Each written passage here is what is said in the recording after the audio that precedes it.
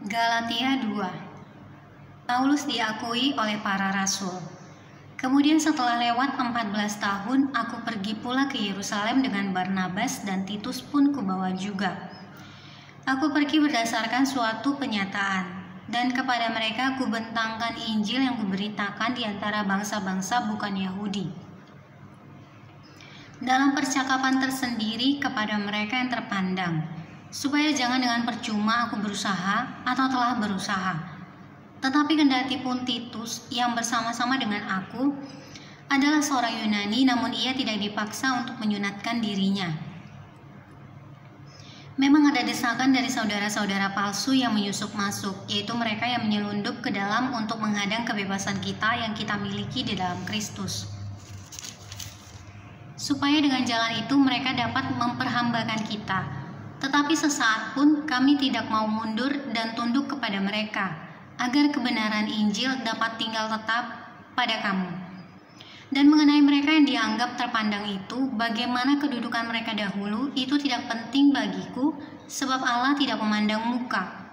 Bagaimanapun juga, mereka yang terpandang itu tidak memaksakan sesuatu yang lain kepadaku. Tetapi sebaliknya, setelah mereka melihat bahwa kepadaku telah dipercayakan pemberitaan Injil untuk orang-orang tak bersunat, sama seperti kepada Petrus untuk orang-orang bersunat, karena ia yang telah memberikan kekuatan kepada Petrus untuk menjadi rasul bagi orang-orang bersunat, ia juga yang telah memberikan kekuatan kepadaku untuk orang-orang yang tidak bersunat.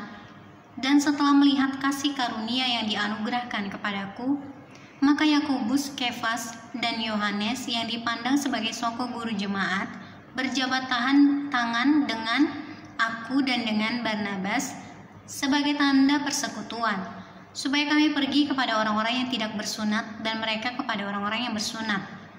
Hanya kami harus tetap mengingat orang-orang miskin, dan memang itulah yang sungguh-sungguh kuusahakan melakukannya. Paulus bertentangan dengan Petrus.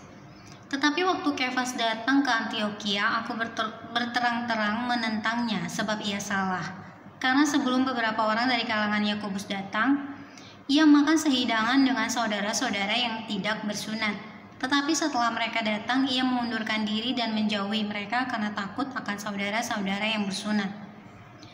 Dan orang-orang Yahudi yang lain pun turut berlaku munafik dengan dia, sehingga Barnabas sendiri turut terseret oleh kemunafikan mereka.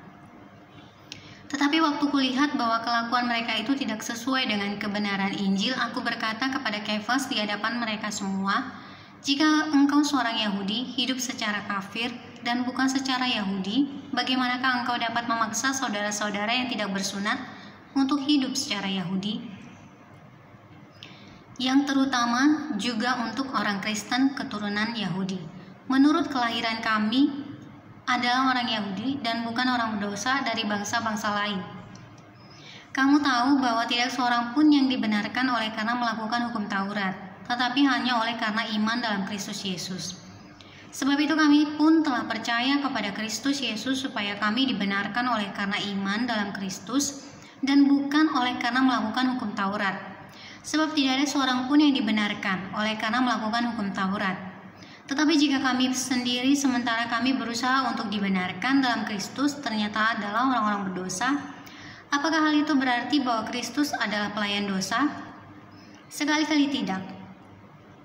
Karena jikalau aku membangun kembali apa yang telah kurombak, aku menyatakan diriku sebagai pelanggar hukum Taurat.